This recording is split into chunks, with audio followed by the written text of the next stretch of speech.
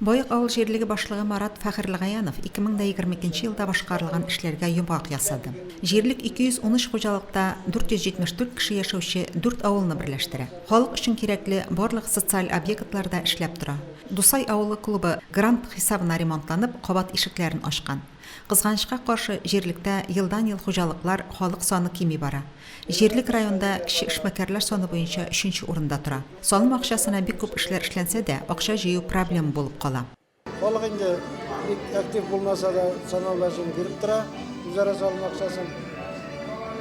Алай конкретно бирмәүчеләр юк дип әйтеп булмый.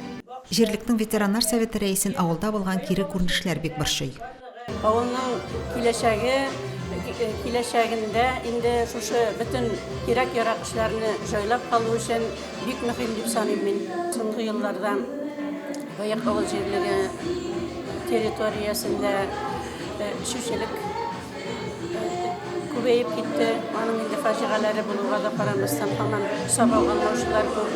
Гомер буе җирлектә эшләп, лаеклы ялга чыккан ветераннарны котлау җыелышының матур мизгеле булды. Карамалы авыл җирлеге башлыгы Илнур Кәримов чыгышын статистикадан башлады. Саннар бик күп җирдә кимүгә бара. Үзара салым акчасына башкарылган эшләрне анализлап китте. Күбрәк эш башкару өчен быел үзара салым акчасын 1200 сумнан җыярга килешкәннәрен әйтте.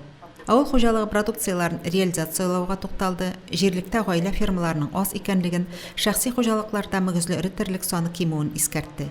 Җирлектә халык өчен кирәкле объектлар җитәрлек күләмдә. Менә бу самовложение безгә бик кирәк әйбер. Шушы самовложение җыелганнан соң безнең авылның күп эшләре эшләнә. Юллар безнең әйбәт, менә юлларны бик матур ясыйлар, суларны карыйлар.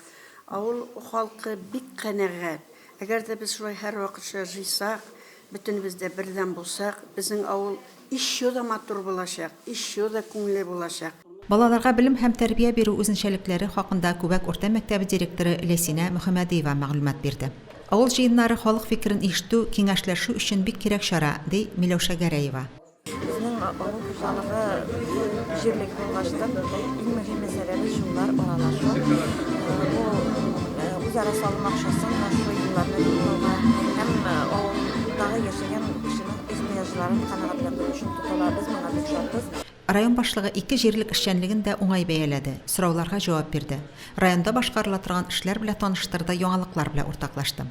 Халыкның тормышын тагын да яхшыртыр өчен дәүләт ярдәменнән файдаланырга кирәк. Аның өчен карарда кабул ителгән күләмдәге сумманы тиз арада җыеп тапшыру мөһим. Найла Салахова, Динар Нуртдинов, Мөслим телевидениесе.